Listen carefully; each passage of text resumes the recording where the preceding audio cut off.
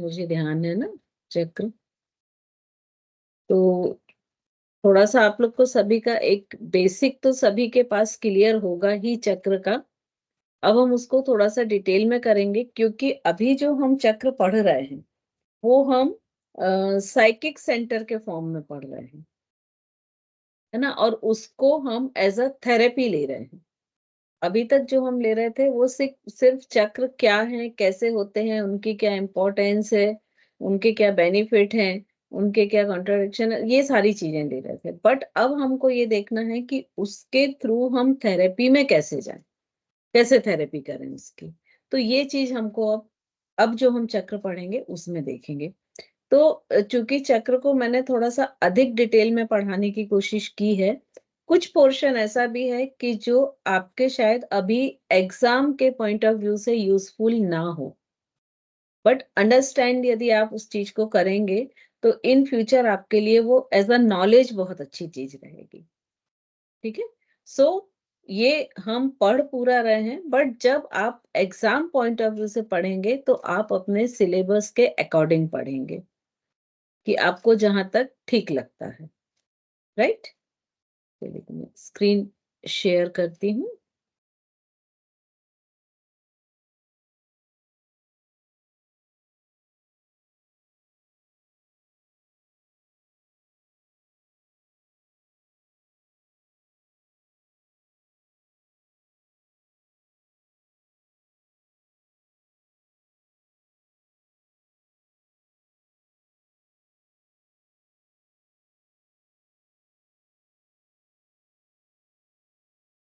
Screen visible है? कोई भी एक अनम्यूट करके रिप्लाई दे दे। Yes ma'am. Yes ma'am. तो आज हम शुरू कर रहे हैं षट्चर, जिनको साइकिक सेंटर्स भी कहा जाता है। अब ये जो षट चक्र हैं इनको एग्जैक्ट बोलते हम षट चक्र हैं, बट ये 7 होते हैं। और ये जो सहस्त्रार चक्र होता है वो चूंकि सुपर कॉन्शियसनेस या ह्यूमंस में सबसे जो हाई कॉन्शियसनेस का स्थान है, इसलिए इसको चक्र की कैटेगरी में नहीं लिया जाता। ठीक है।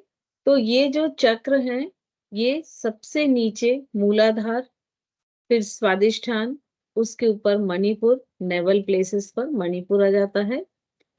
फिर उसके ऊपर हार्ट के पास जो आता है वो अनाहत होता है। गले में विशुद्धि, दोनों आईब्रोज के बीच में मतलब भ्रू मध्य पर आज्ञा, और क्राउन हेड पर सहस्त्रार चक्र। तो मूलाधार से लेकर आज्ञा चक्र तक के जो चक्र होते हैं उनको षठ चक्र कहते हैं। और ये चक्र है क्या, जो ह्यूमन बॉडी में, पूरी बॉडी में एनर्जी का एक पूरा नेटवर्क है।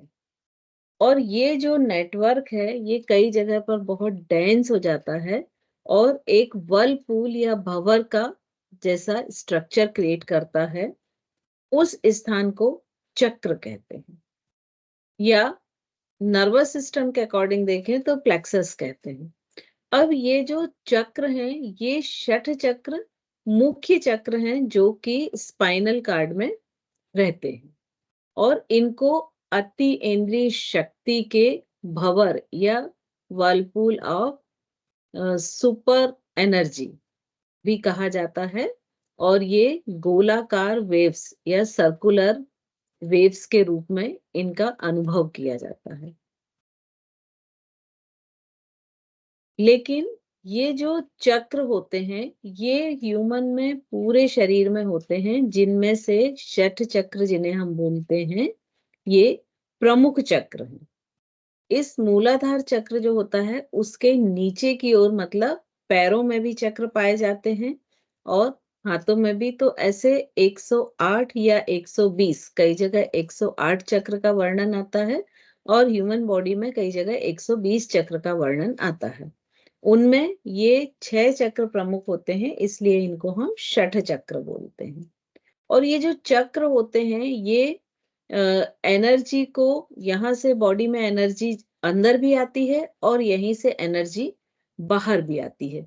तो ये जो एनर्जी ये चक्र मेंटेन करते हैं, तो उससे हमारी जो शारीरिक, मानसिक, भावनात्मक, आध्यात्मिक जो हमारे ये चारों पक्ष होते हैं, जो पक्ष हमें स्वस्थ कैटेगरी में रखते हैं, उनको ये रेगुलाइज करते हैं। और ये एनर्जी रेगुलर होने के कारण और कंटिन्यू फ्लो होने के कारण ह्यूमन बॉडी हेल्दी रहती है। अब ये जो 7 चक्र हैं, ये एक तरह से सूक्ष्म शरीर से भी स्थूल शरीर को रिलेट करते हैं, और इनके जो ट्रांसफर होता है स्थूल शरीर से सूक्ष्म शरीर में, उसका भी एक जरिया ये चक्र माने जाते हैं। और ये जो चक्र होते हैं, ये किसी न किसी जो नर्व प्लेक्सस होते हैं, उनसे रिलेट करते हैं। अब जो चक्र के डायग्राम होते हैं, उसको हमेशा लोटस पेटल से बताया जाता है। तो ये लोटस पेटल ही क्यों? कोई और भी फूल लिया जा सकता था। तो ये लोटस पेटल ही बताने का कारण ये है कि ये जो कमल होता है लोटस, ये जो ह्यूमन एग्जिस्टेंस का, जो मनुष्य के अस्तित्व की 3 अवस्थाएं होती हैं, अज्ञान, आकांक्षा, प्रयास और प्रबोधन, इन तीनों को रिप्रेजेंट करता है। जब ये बीज के रूप में मिट्टी में, कीचड़ में रहता है, तो ये अज्ञान अवस्था में होता है या अज्ञान रूपी मिट्टी में उपजता है। फिर जब ये उस पानी की सतह से बाहर आने की कोशिश करता है और धीरे धीरे उसका स्टेम जो है वो ऊपर की ओर बढ़ता जाता है, तो ये इसकी आकांक्षा और प्रयास का स्तर होता है। और जब और ऊपर बढ़ता हुआ ये पानी से पूरा ऊपर आके और सीधे वायु और सूर्य के संपर्क में आ जाता है, तब इसकी अवस्था होती है प्रबोधन। और जब ये पूरी तरह से खिल जाता है, सुंदर फूल बन जाता है, तब इसकी जो मैक्सिमम या सुपर चेतना की स्थिति आती है। तो चूंकि कमल जो है वो मानव जीवन के तीनों अस्तित्व के तीनों पहलुओं के साथ कोरिलेट करता है, तो इसीलिए ये जो यौगिक चक्र होते हैं, इनके जो डायग्राम होते हैं, उनमें पेटल्स लोटस के ही लिए जाते हैं।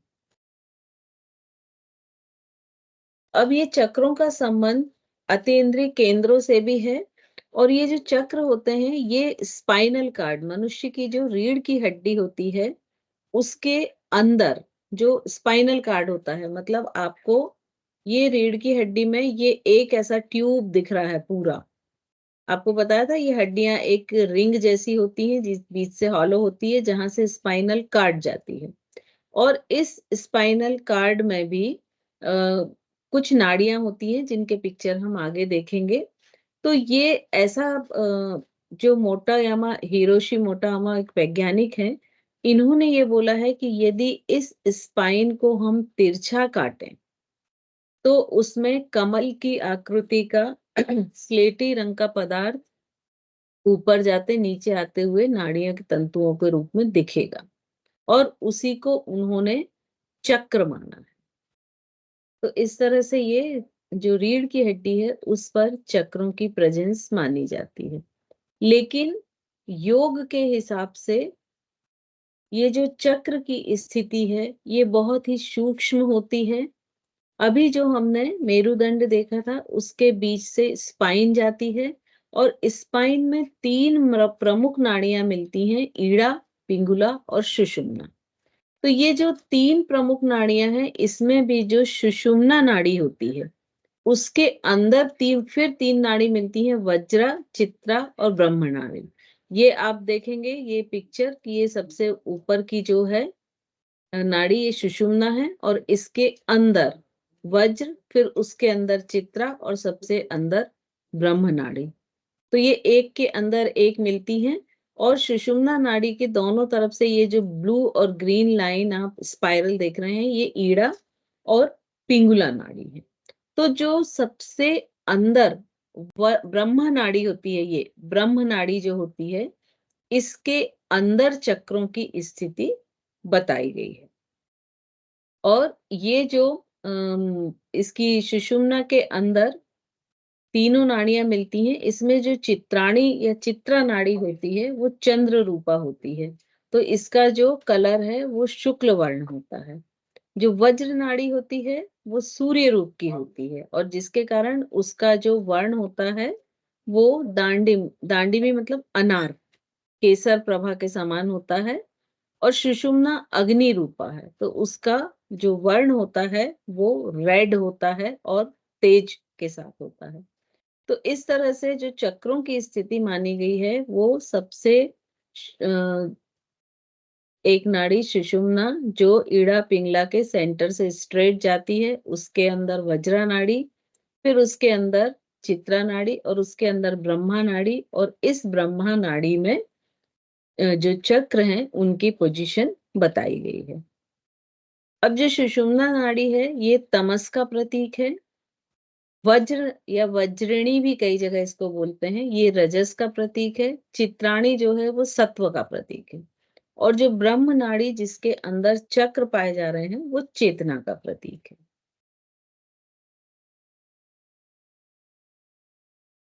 पृथ्वी पर जो मानव का विकास हुआ तो वो बहुत सारी स्पीशीज आई, और उसमें लगातार उसमें इम्प्रूव होते गए, चेंजेस होते गए, और ये विकास जो है आगे बढ़ता रहा। लेकिन इस विकास में जो उसका मूलाधार चक्र है वो आधारभूत चक्र होता है। मानव की विकास यात्रा ही प्रारंभ होती है मूलाधार से, क्योंकि एक बार मैंने आप लोगों को बताया था कि मूलाधार के नीचे भी चक्र होते हैं और मूलाधार के ऊपर भी होते हैं। लेकिन योग में ऐसा कहा जाता है कि जब मानव योनि मिलती है वो तभी मिलती है कि जब आपकी चेतना मूलाधार चक्र तक आ चुकी होती है, और यहाँ से वो जर्नी सहस्त्रार चक्र तक जाती है जो उसकी चरम सीमा है। क्योंकि सबसे उच्च जो चक्र मानव में पाया जाता है वो सहस्त्रार चक्र पाया जाता है। तो ये जब हम ध्यान करते हैं तो उसके दौरान ये जो ऊर्जा का प्रवाह है या तरंगों का प्रवाह है, ये सब कई बार ध्यान के दौरान देख सकते हैं। और इन चक्रों में ऊर्जा के प्रवाह को बढ़ा के, चेतना को बढ़ा के ही मानव में ये चेंजेस हुए, और धीरे धीरे ये होमोसेपियन जो आज हम हैं वहां तक ये मानव की यात्रा आई। और यहाँ तक जब मानव की यात्रा आई तो चूंकि मनुष्य का सबसे आधारभूत चक्र मूलाधार माना जाता है, लेकिन ये सभी में जरूरी नहीं है। कई लोगों की जिनकी चक्र का जागरण हो चुका है तो हो सकता है उनकी चेतना स्वादिष्ठान में हो या मणिपुर में हो। ऐसा माना जाता है जो थोड़े भी स्पिरिचुअल होते हैं या अच्छे व्यक्ति होते हैं तो ज्यादातर की चेतना मणिपुर तक पहुंच चुकी होती है, और उसके आगे उनको चेतना को ले जाना रहता है। अभी हम बात कर रहे थे कि बहुत सारी तरह के चक्र होते हैं। तो जो पशु योनि में होता है तो उसमें मूलाधार के नीचे के चक्र होते हैं, और पशु योनि में जो सबसे उच्च चक्र होता है वो मूलाधार होता है। मतलब पशु योनि में वो केवल अपनी चेतना को कहाँ तक ऊपर उठा सकता है, मूलाधार तक। और इनका सबसे जो निचला चक्र होता है वो होता है पाताल, उसके ऊपर महाताल, रसातल, तलातल, सुतल, वितल, अतल, और सबसे ऊपरी मूलाधार चक्र। तो ये जो सारे चक्रों के नाम है ये पशु योनि में मिलते हैं। लेकिन मानव योनि में भी मूलाधार के नीचे अगर हम पैरों की तरफ जाएं तो ये चक्र मनुष्यों में भी मिलते हैं। और चूंकि इन चक्रों से उसकी चेतना ऊपर उठ चुकी है तो इसीलिए यदि मनुष्य योनि में व्यक्ति है तो उसकी चेतना की यात्रा कहाँ से शुरू होती है, मूलाधार से। और बाकी ये जो 7 चक्र होते हैं ये मूलाधार के नीचे होते हैं। अब इसी तरह हम देखें कि ये 7 चक्र तो हमने देखे कि सबसे नीचे पाताल, महातल, रसातल, तलातल, सुताल, विताल, अटल। अब इसके ऊपर जहां से मानव यात्रा शुरू होती है ये तो पशु यात्रा थी या पशु चेतना थी, पाश्विक चेतना। अब जब मानवीय चेतना शुरू होती है तो वो कहाँ से शुरू होती है? मूलाधार, स्वादिष्ठान, मणिपुर, अनाहत, विशुद्धि, आज्ञा और उसकी सबसे उत्कृष्ट या चरम परिणति क्या है? सहस्त्रार चक्र। लेकिन जब वो देव चेतना में कन्वर्ट होती है तो देव चेतना में सबसे निचला चक्र कौन सा होता है? सहस्त्रार या क्राउन चक्र जिसे हम बोलते हैं। तो ये जो क्राउन चक्र है वो बिल्कुल वैसा होता है जैसे मानव की यात्रा मूलाधार से शुरू होती है, ऐसे ही देव चेतना की शुरुआत सहस्त्रार चक्र से होती है और इसके ऊपर बढ़ती है सोल स्टार, स्पिरिचुअल स्टार चक्र, यूनिवर्सल चक्र, गैलेक्टिक चक्र और डिवाइन गेटवे चक्र और इसके बाद उसको मोक्ष या केवल ज्ञान की प्राप्ति होती है और उसकी चेतना जो है वो सुपर कॉन्शियसनेस के साथ मिल जाती है। तो इस तरह ये एक क्रम होता है चक्रों का जो पाश्विक चेतना, मानविक चेतना और देवत्व की चेतना में अलग-अलग रहते हैं। अब इसी को यदि हम देखें कि जब हम कॉन्शियस माइंड में रहते हैं, तो कॉन्शियस माइंड में हमारी चेतना हमारे जो 5 सेंस होते हैं, उन पर बेस्ड होती है। 5 सेंस प्लस माइंड। तो हम किसी भी चीज को जो जज करते हैं वो ये 5 सेंस से जज करते हैं और अपनी बुद्धि के हिसाब से, माइंड के हिसाब से। लेकिन जब सबकॉन्शियस माइंड में चेतना की बात आती है तो ये मानस कॉन्शियसनेस और अर्लियर कॉन्शियसनेस इसमें आ जाता है। मतलब ये अपनी सेल्फ आइडेंटिटी के बारे में क्वेश्चन करने लगती है और जो मेमोरीज हैं वो स्टोर होने लगती हैं। जब हम प्योर कॉन्शियसनेस के फॉर्म में आते हैं तो यहाँ पर बुद्धा नेचर या अमला कॉन्शियसनेस आ जाती है जिसको हम केवल्य ज्ञान की प्राप्ति बोलते हैं या इसको सुपर कॉन्शियसनेस ही बोलते हैं। तो इस तरह हम देखें तो मानव की जो चेतना की यात्रा है वो कॉन्शियस माइंड से लेके प्योर कॉन्शियस तक या मूलाधार से लेके और सहस्त्रार चक्र तक आ जाती है। अब जब कॉन्शियसनेस ऊपर बढ़ती है तो वो कैसे बढ़ती है कि सबसे पहले ये क्वेश्चन उठने शुरू हो जाते हैं। जैसे जैसे ये क्वेश्चंस उठते हैं मन में और उसकी चेतना ऊपर बढ़ने लगती, जैसे एनवायरनमेंट, तो अगर हम यहाँ हैं तो कहाँ हैं, कब तक रहेंगे, बिहेवियर है तो कैसा होना चाहिए, कैपेसिटी है तो कितनी है, इसको हम कैसे बढ़ा सकते हैं, वैल्यू और बिलीव्स हैं तो क्यों हैं वो, फिर आइडेंटिटी है तो कौन है हम, हमारे आने का उद्देश्य क्या है, हमें कब तक यहाँ रहना है, हमारे जीवन का अंत क्या होगा, आगे क्या यात्रा होगी और पर्पस कि हम इसके अलावा और जीवन में क्या-क्या कर सकते हैं। तो जैसे-जैसे कॉन्शियसनेस ऊपर उठती है तो ये सारे क्वेश्चंस जनरेट होने शुरू हो जाते हैं और ये हमारी कॉन्शियस स्केल को ऊपर बढ़ाते हैं। अब जब भी कोई चीज हम सीखते हैं या जानते हैं तो हमेशा वो इस डायग्राम को फॉलो करते हैं। शायद मैं आपको पहले भी यहाँ हम एग्जाम्पल एक कार का लेते हैं कि कार हमने कभी भी ना देखी है, ना उसमें बैठे हैं, ना कभी उसके बारे में सुना है, ना ही कोई पिक्चर देखा। तो हम किस फॉर्म में हैं? Incompetent unconscious. उस चीज के बारे में ना मालूम है ना जानकारी। जैसे अगर जो जबलपुर से कभी समुद्र जैसी कोई चीज होती है जहाँ अथाह पानी होता है तो ये उसकी जानकारी के बाहर की चीज है। अब सेकंड स्टेप आता है लर्निंग का, इनकॉम्पिटेंट कॉन्शियसनेस, कि आपके कोई फ्रेंड के पास कार थी, आप उसमें बैठे और आपने ट्रेवल किया, तब आपको मालूम पड़ा कि ये तो बहुत कंफर्टेबल रहती है और इस टाइप की भी कोई चीज होती है, कि अब आपकी अवेयरनेस हो गई उस चीज के बारे में। फिर जो लर्निंग की थर्ड स्टेज आती है वो आती है कॉम्पिटेंट कॉन्शियसनेस। मतलब अब आपको उस कार की जरूरत महसूस हो गई और आपने उसको सीखना शुरू कर दिया। लेकिन चलाने के दौरान आप बहुत अलर्ट हो रहे हैं कि ब्रेक कब लगाना है, गियर कब बदलने हैं, मतलब अभी रिफ्लेक्स एक्शन आपके क्रिएट नहीं हुए हैं। और लर्निंग की फोर्थ जो स्टेज होती है वो होती है अनकॉन्शियस कॉम्पिटेंट।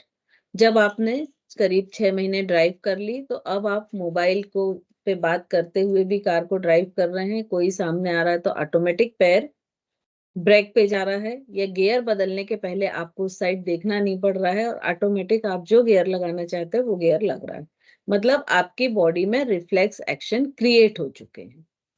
तो इस तरह से ये 4 स्टेज में लर्निंग होती है, और जैसे-जैसे ये लर्निंग बढ़ती है, ऐसे ही हमारी कॉन्शसनेस भी ये 4 स्टेज में चलती है, और धीरे-धीरे इसके पहले जो हमने ट्रायंगल वाला डायग्राम देखा था, उसके क्वेश्चंस रेज़ होते हैं और कॉन्शसनेस की यात्रा ऊपर की ओर शुरू हो जाती है।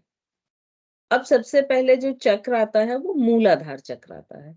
तो इसको ह्यूमन में या मानव योनि में आधार चक्र भी बोलते हैं, क्योंकि यही वो चक्र है जहां से उसकी नाड़ियां शुरू होके ऊपर सहस्रार तक जाती हैं।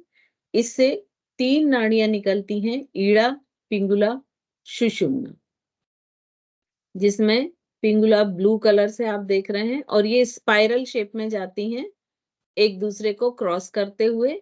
बीच में एक स्ट्रेट लाइन है येलो, ये है सुषुम्ना, और हर चक्र पर ये नाड़ी आपस में क्रॉस होती हैं। ये मूलाधार, स्वादिष्ठान, मणिपुर पर फिर क्रॉस हुआ, अनाहत, विशुद्धि, आज्ञा चक्र। और आज्ञा चक्र को इसीलिए त्रिवेणी भी कहा जाता है, क्योंकि यहाँ तीनों नाड़ियां ये मिल जाती हैं और फिर आपस में मिलके कहाँ सहस्त्रार चक्र की ओर जो अपनी यात्रा है वो शुरू करती हैं।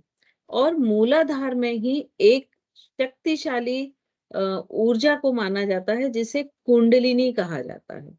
तो ये जो कुंडलिनी जब जागृत होती है और ये सुषुम्ना के सहारे आगे बढ़ती हुई ये सारे चक्रों का भेदन करके सहस्रार तक पहुंचती है, तब ऐसा माना जाता है कि कुंडलिनी जो है वो शक्ति है और सहस्रार चक्र में शिव का वास है।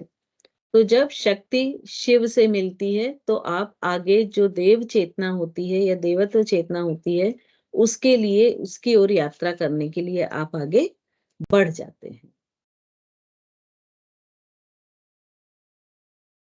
अब ये जो कुंडलिनी है, इसको हमेशा एक रहस्य की तरह रखा है, और ऐसा माना है कि ये मूलाधार चक्र के अंदर होती है और उसके अंदर ही ये सुषुप्त अवस्था में होती है।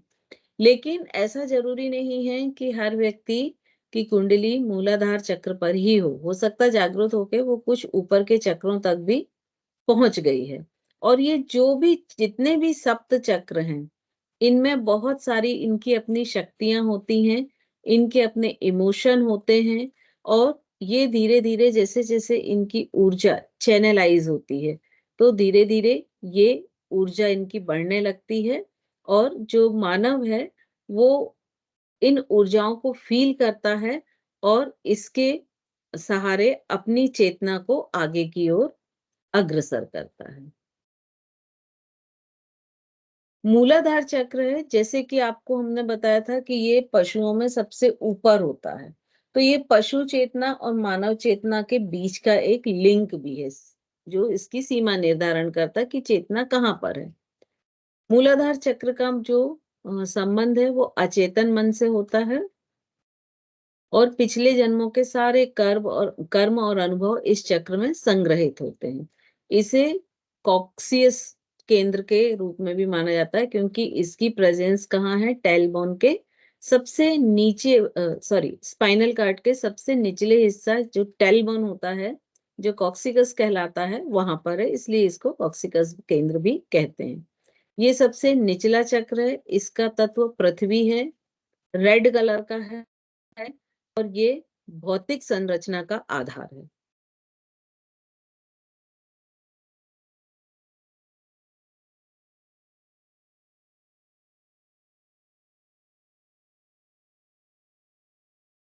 ये जो मूलाधार चक्र है, ये एक विशेष महत्व रखता है, और इसको जो है वो थोड़ा सा ज्यादा डिटेल में हम पढ़ेंगे, तो इसीलिए आगे का पोर्शन हम इसमें कर लेंगे कि मूलाधार चक्र को ही शुरू करेंगे पूरा।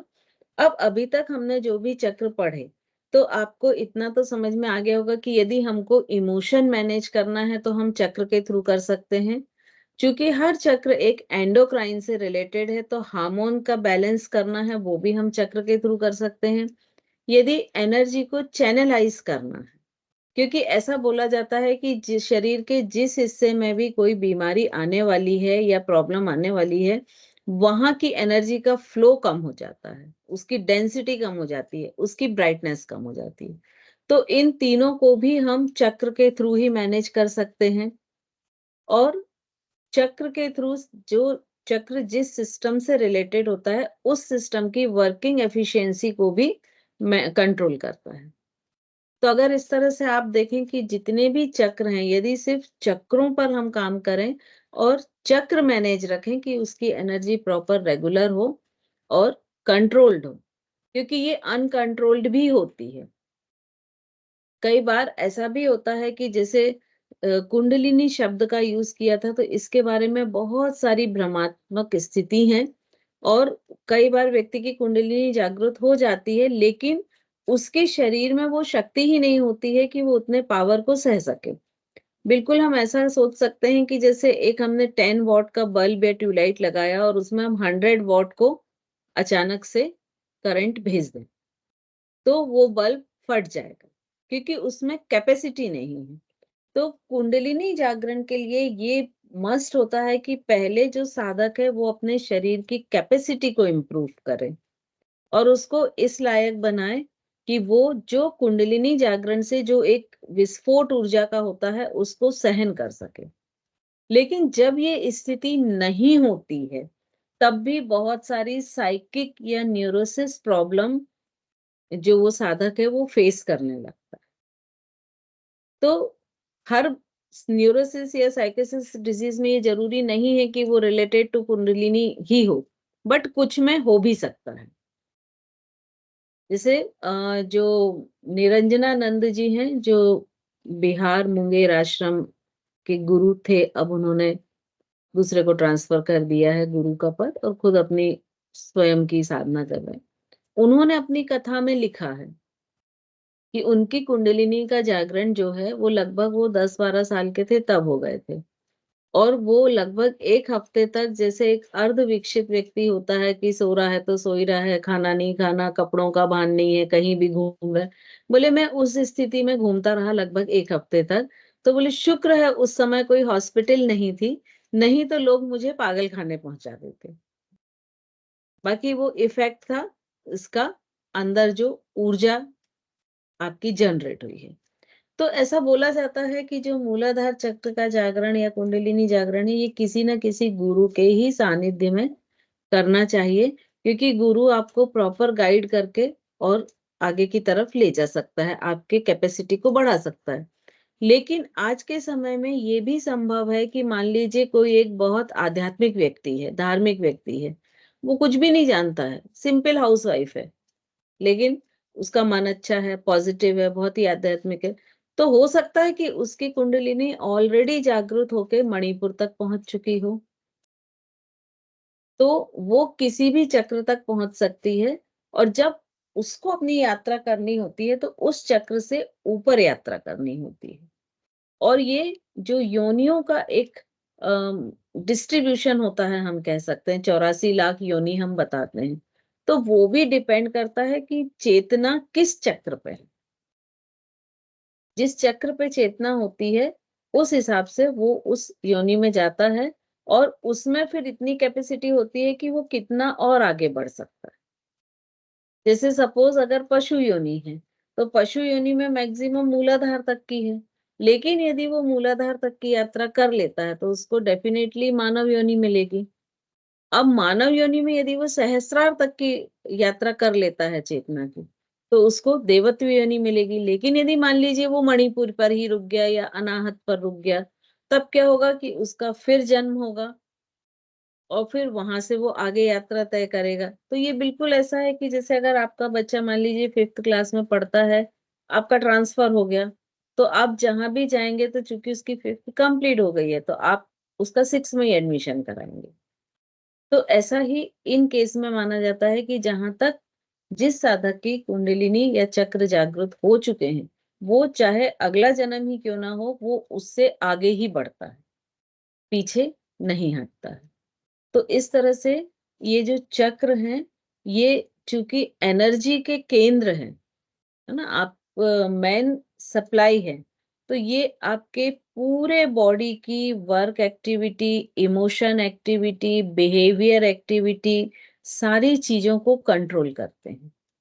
और इनको कंट्रोल करके आप बहुत सारी डिजीज को, बीमारियों को आप सहज भाव से ठीक कर सकते हैं। और ये नेटल योग वगैरह में भी ये बहुत काम आता है, क्योंकि जब लास्ट उसका मंथ होता है, लास्ट ट्राइमेस्टर होता है, ट्राइमेस्टर तो नहीं, मंथ ही बोलेंगे हम, तो उसमें हम स्वादिष्ठान मूलाधार चक्र को स्ट्रांग बनाते हैं, अपान वायु को स्ट्रांग बनाते हैं।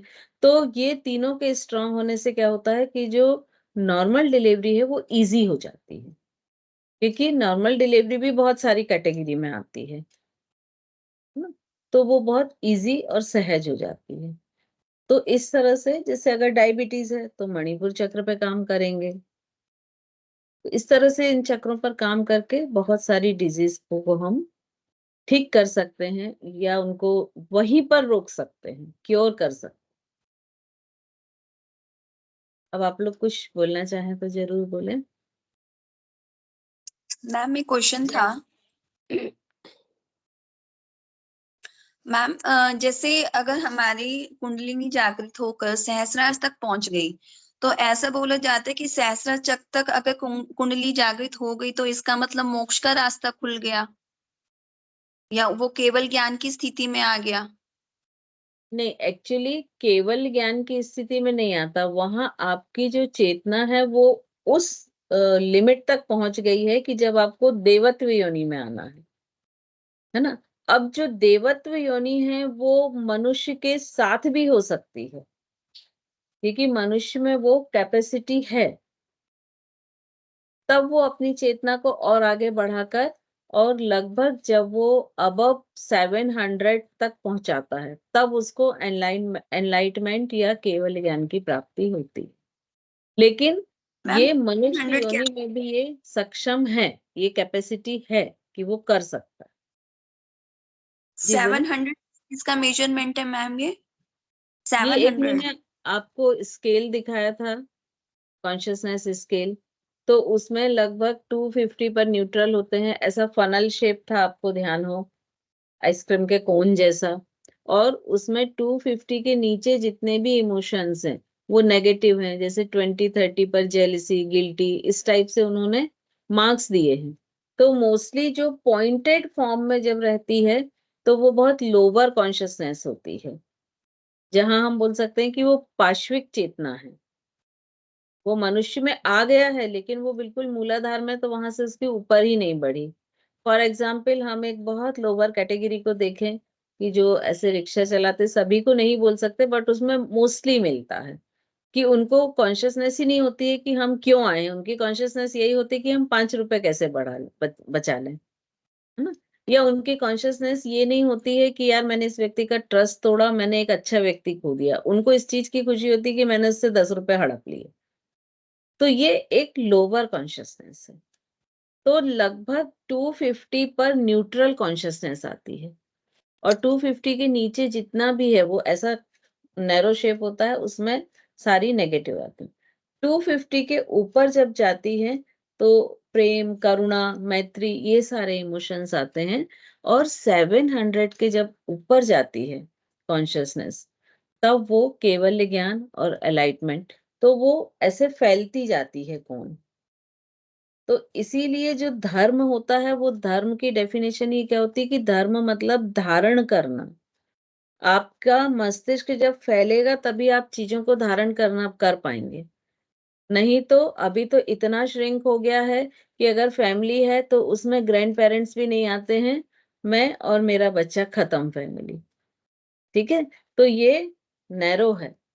इसको आप जितना फैलाएंगे और जितना इसमें धारण करने की क्षमता होगी, वो आपको, देखिए, यदि केवल ज्ञान मतलब क्या कि आपके माइंड का पूरी तरह से खुल जाना 100%, तो जब उसमें धारण करने की शक्ति ही नहीं होगी तो वो खुलेगा कैसे।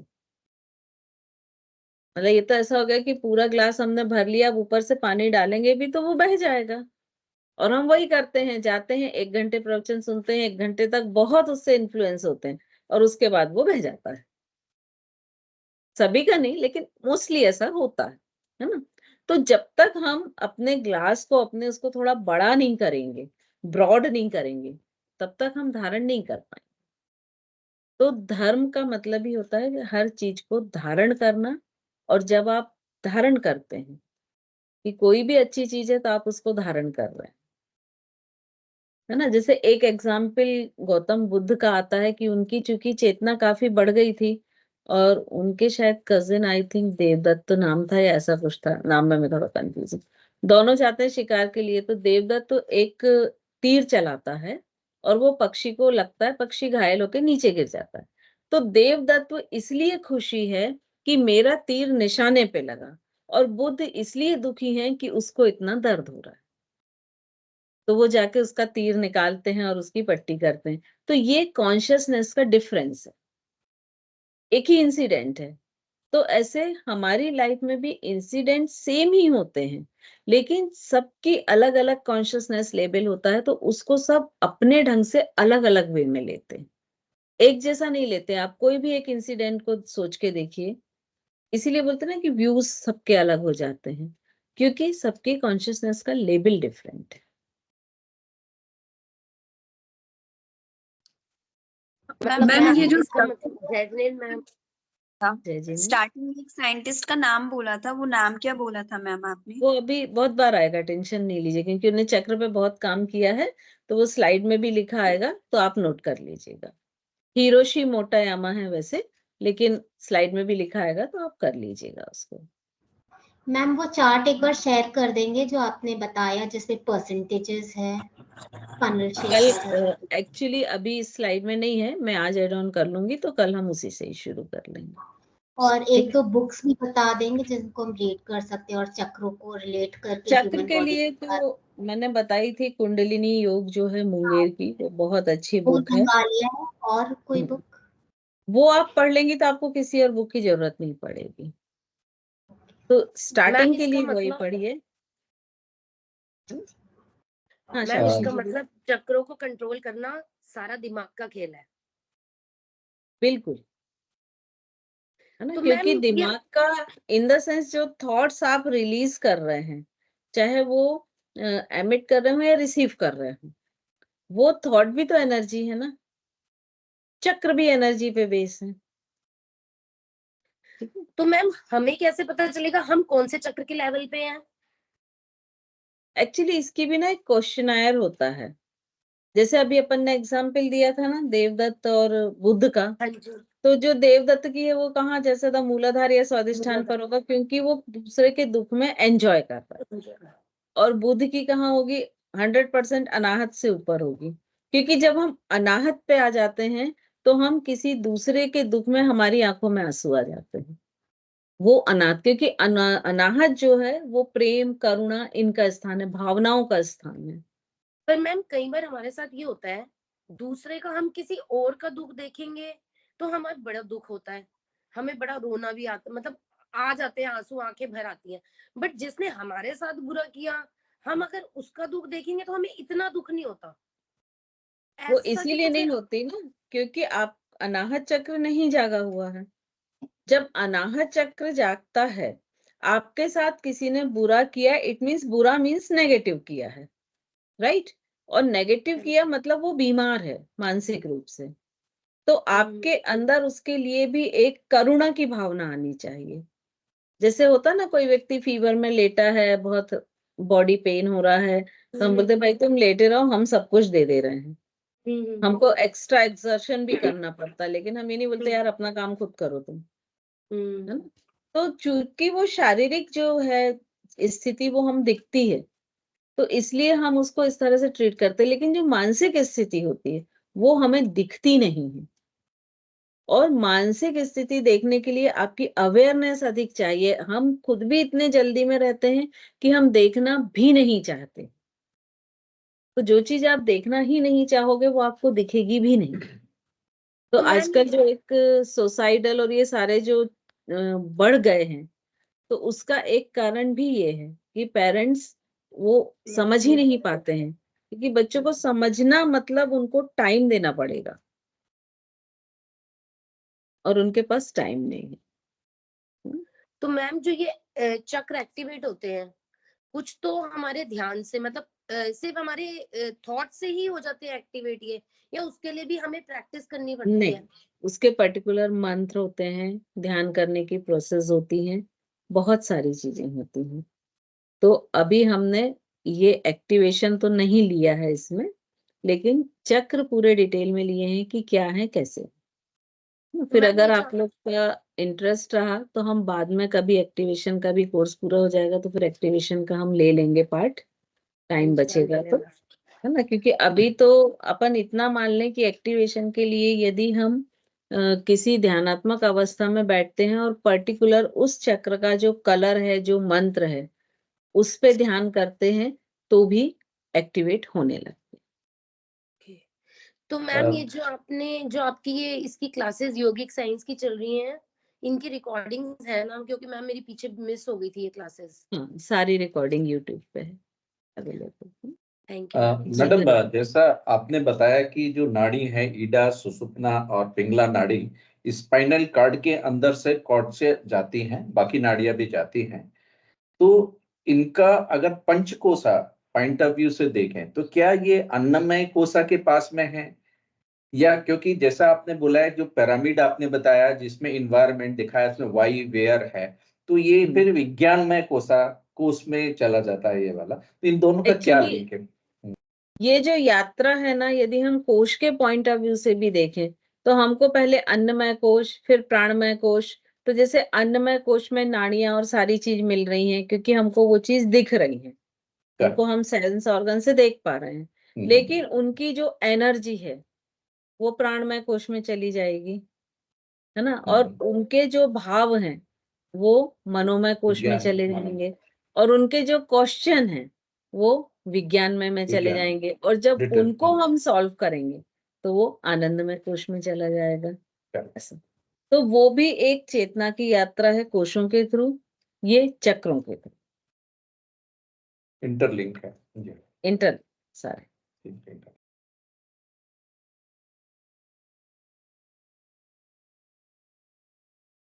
मैम एक मैम एक चीज चीज मुझे भी पूछ अच्छा, सोनिया जी आप पूछ लें, फिर प्राची जी का भी है हैंड रेज, संगीता जी आपको भी बोलती हैं। मैम, जैसे 72,000 नाड़ियां कहते हैं ना, नाभि केंद्र से संचालित होती हैं। तो अभी आपने जो एक वो दिखाया था, स्क्रीनशॉट लिया था मैंने, उसमें लिखा है मूलाधार में एक प्रकार का विस्फोट सा होता है एवं कुंडलिनी अपार शक्ति के साथ सभी बाधाओं को दूर करती है। तो मैम, जब नाभि केंद्र पे मेन वो रहता है तो विस्फोट, जैसे हम सपोज कीजिए सिद्धासन लगाते हैं, जो कहते हैं 4 मेन मुद्राएं होती है, तो उसमें यही तो होता है कि हम अपने प्राण वायु को नीचे और अपान वायु को ऊपर लाके समान वायु तक लाते हैं और वहीं से वो विस्फोट होता है। तो मैम इन दोनों में थोड़ा सा डिफरेंस बता दीजिए। एक्चुअली जो 72,000 नाड़ियां होती हैं वो पूरी जो नेवल पोर्शन होता है उसके पीछे एक, जिसको कंद कहते हैं, उसमें या गांठ जैसे कह सकते हैं, तो उससे वो निकलती हैं, है ना। लेकिन ये जो 3 मेन नाड़ियां होती हैं ये मूलाधार चक्र से निकलती हैं इनमें से। तो ये मूलाधार चक्र से ऐसे हर चक्र पर एक दूसरे को काटती हुई ऊपर सहस्त्रार तक जाती हैं। तो इसीलिए इन 3 को, चूंकि स्पाइन हमारे शरीर की एक एक तरह से फाउंडेशन है, नींव है ना। नर्व देखिए तो वो भी सारी स्पाइन से ही जा रही है। तो अगर स्पाइन में कोई भी प्रॉब्लम आती है तो हमारी बॉडी में प्रॉब्लम आनी शुरू हो जाती है। तो जो 72,000 नाड़ियां हैं उनमें से आप -3 कर दीजिए और वो पूरी नेवल के पास से निकल रही हैं, और जो 3 ये मेन है ये मूलाधार चक्र से निकल रही है। ठीक है मैम, ये 72,000 में ये 3 नाड़ियां आती हैं जो मूलाधार से निकल। ठीक है, thank you. Prachi ji. Ma'am, जैसे जो एनिमल्स होते हैं उनको अपना चक्र जागृत करना है, हमको ऊपर अवस्था में पहुंचना है, उनको ये प्रेरणा कहाँ से मिलती होगी? क्योंकि हमारे लिए तो धर्म है, बहुत कुछ है, हम सोच सकते हैं, फिर उन्हें कहाँ से मिलती है? एक्चुअली ये जो एनिमल होते हैं इनमें अपने माइंड को प्रोग्राम करने की तो कैपेसिटी नहीं होती है, ठीक है। ये केवल ह्यूमंस में ही होती है। लेकिन एनिमल में अगर ये प्रोग्राम नहीं करना, इसका मतलब ये नहीं है कि समझ नहीं। जैसे आप कभी डॉग को या किसी पेट को रखें तो वो आपके हर इशारे को समझेगा, तो उसमें बुद्धि तो है। मतलब आप बिल्कुल ऐसा समझ लीजिए कि आपके पास एक लैपटॉप तो है, उसमें जितनी चीजें ऑलरेडी फीड हैं, जितने सॉफ्टवेयर, उतना काम आप कर पा रहे हैं। तो उसमें एक सॉफ्टवेयर ये भी है कि आप अपनी चेतना को आगे बढ़ा सकते हैं। ठीक है। ह्यूमन बीइंग में क्या डिफरेंस आ गया कि आप सॉफ्टवेयर की लैंग्वेज आपको मालूम है तो आप सॉफ्टवेयर में भी चेंज कर सकते हैं। ठीक है। अभी देखिए, जैसे ये तो हर ह्यूमन के पास है, लेकिन कितने ह्यूमंस ऐसे हैं जो देवता की श्रेणी में गए, है ना? तो ये डिपेंड करता है उनके कर्मा पे। तो कर्म जो है वो तो एनिमल के भी होंगे, है ना? यदि एनिमल में एनी हाउ मान लीजिए एक पक्षी रहता है, मंदिर में रहता है, अब उसकी संगत वैसी है तो उसकी कॉन्शियसनेस धीरे धीरे बढ़ने लगी, तो ऑब्वियसली जब अगला कोई जन्म होगा तो उससे और अच्छा होगा। तो ये डिपेंड करता है कि आपके कर्मा कैसे हैं, आपके भाव कैसे हैं, और कॉन्शियसनेस को ऊपर चढ़ाने का जो प्रोग्राम है वो तो सभी में फीड रहता है। जैसे हम ह्यूमन सब, अभी मैं किसी से भी पूछूंगी ना तो सब बोलेंगे हाँ मुझे मालूम है पावर ऑफ सबकॉन्शियस माइंड, लेकिन करते कितने लोग हैं इम्प्लीमेंट? तो ये एक जो रुकावट है सिद्धि के लिए, ये नेचर ने ही बनाई है, नहीं तो हर व्यक्ति देव हो जाएगा, मानव की पूरी जो एक लेबल है वो पूरा खाली ही हो जाएगा। तो मानव में भी हम यात्रा करते हैं कि जैसे अभी हमने एक लोअर कैटेगरी का एग्जाम्पल लिया था, तो उनमें क्या ये कैपेसिटी नहीं है? नहीं, उनमें भी है। वो भी अपने ब्रेन को प्रोग्राम कर सकते हैं, वो भी अपनी चेतना को बढ़ा सकते हैं, लेकिन उनमें अवेयरनेस नहीं है। अगर उसी लगातार उसी चीज के बारे में सुने समझे और उसको इंटरेस्ट आने लगे, तो क्या फिर वो कैटेगरी पे रह जाएगा? नहीं रह जाएगा। जैसे एक लोअर कैटेगरी की बात जाए तो हमारे घर में बात भी करते हैं तो भी हम इस लैंग्वेज की बात नहीं करते हैं। ठीक है, लेकिन क्या आप हम कर सकते हैं? क्यों नहीं कर सकते? वो भी ह्यूमंस है, हम भी ह्यूमंस है, बट आप में अवेयरनेस डेवलप हो गई, है ना? तो जब हम मेडिटेशन करते हैं तो मेडिटेशन का मतलब ही है अवेयरनेस को बढ़ाना, अवेयरनेस को फैलाना। तो अवेयरनेस से जो हमारे कॉन्शियस को लेवल ऊपर लेके जाए। मैम एक और क्वेश्चन है मेरा कि अगर हमारी कॉन्शियस थोड़ा अपर वाले चक्रों पे पहुंच गई, जैसे विशुद्धि पे पहुंच गई या आज्ञा चक्र पे पहुंच गई, तो क्या वहां से नीचे गिर सकती है? बिल्कुल, बिल्कुल आ सकती है। यदि मान लीजिए आपने बहुत अच्छा सब कुछ किया और विशुद्धि तक पहुंच गई, लेकिन फिर आपके लाइफ में कुछ टर्निंग आया, या आपके, क्योंकि हर कदम पे रुकावट रखी हुई है जिससे हर मानव वहां तक ना पहुंचे, तो फिर वो रुकावट आई तो वो नीचे भी जा सकती है। तो जो मानव की चेतना है वो मूलाधार से सहस्रार तक, हाँ एक बार सहस्रार तक पहुंच गई तो फिर उसका, जैसे बोलते हैं ना कि कायाकल्प ही हो गया, लेकिन आज्ञा से मूलाधार तक वो अप डाउन हो सकती है। फिर तो बड़ा मुश्किल हो जाएगा कुछ भी करना। इसीलिए तो बोलते हैं कि हर, देखिए जैसे मान लीजिए किसी ने बहुत तप किया और वो एक लेवल पे कहीं तक पहुंच गया, अभी देव नहीं बना लेकिन पहुंच गया, तो फिर उसको और आगे तप करने की क्या जरूरत है? छोड़ दे वो। लेकिन वो नहीं छोड़ेगा क्योंकि उसको मालूम है कि उसको और आगे बढ़ने के लिए ये चीजें जरूरी। ठीक है? संगीता जी मैम कुछ पूछ रहे थे आप? जय जिनेंद्र मैम। जय मैम जय। ये पूछना था कि मैंने कल आपको एक पोस्टर के लिए एक कोलाज भेजा है, आपने शायद देखा नहीं है अभी अच्छा, मैं देख व्हाट्सएप पे। लूंगी, मैं तो देख मैम उसको देख के आप प्लीज लूंगी। रिप्लाई बिल्कुल दीजिए। Thank you ma'am. Welcome. Shweta ji. जय जिनेंद्र मैम। जय मैम जिने। मेरा क्वेश्चन ये है कि जैसे आजकल जो इतनी सारी बीमारियां हो रही हैं, मतलब कुछ ऐसी बीमारियां हो रही हैं जो दवाई से भी, मतलब जब तक ट्रीटमेंट चल रहा है तब तक वो ठीक है, फिर वापस हो जाती है। तो क्या चक्रों पे काम करके उसमें थोड़ा कुछ मतलब पाया जा सकता है काबू इस तरह से? बॉडी पहले में तो मतलब कुछ आप चेंज? ये बताइए कि कौन सी बीमारियां हैं जो दवाइयों से ठीक हो जाती हैं। जैसे अगर आप फीवर वगैरह का नाम लेते तो ये तो आप दवाई लें या ना लें, वो हाँ, ऑटोमेटिक हाँ। 3 दिन 5 दिन में ठीक हो जाएगा। कफ कोल्ड ऑटोमेटिक ठीक होगा ही, हुँ, है ना? हुँ। तो अब जैसे अगर ये जो नॉर्मल बीमारियां हम छोड़ दें, तो कौन सी बीमारी आती है? जैसे थायराइड है, शुगर है, बीपी है, ये जो एक या कॉमन है, जैसे हार्ट प्रॉब्लम है ना? कैंसर वगैरह है कि मतलब लंबे टाइम तक भी ट्रीटमेंट चलता है, बॉडी में सब नॉर्मल है और फिर ट्रीटमेंट बंद होने के बाद वो चीज़ें फिर से शुरू हो जाती हैं। ऐसे। तो तो वही वो मैं बता रही उसमें कि कुछ एलोपैथी में आप कोई एक ऐसी बीमारी का नाम बताएं जो एलोपैथी लेने के बाद ठीक हो गई। एलोपैथी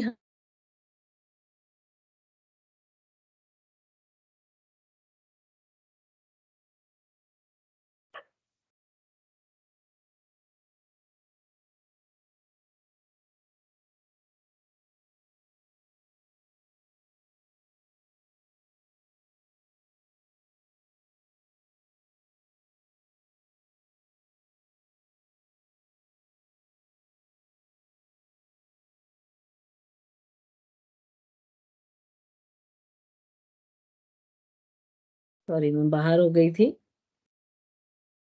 एलोपैथी बीमारी जो एलोपैथी मेडिसिन है वो सिर्फ ये बताती है कि आप उस बीमारी के साथ सरवाइव कैसे कर सकते हैं। तो चूंकि एनर्जी जो है वो हर चीज का बेस है, तो यदि अपन बेस को सुधार देंगे तो बाकी चीजें ऑटोमेटिक जो है वो ठीक होने लगे। और किसी का है क्या क्वेश्चन?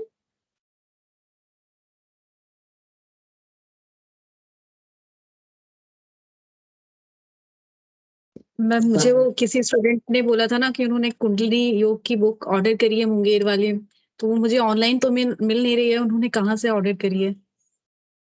नहीं, वैसे ऑनलाइन अवेलेबल है, अमेज़न वगैरह पर है, और नहीं तो आप बिहार स्कूल ऑफ योग डालेंगे ना तो उसमें भी आएगा।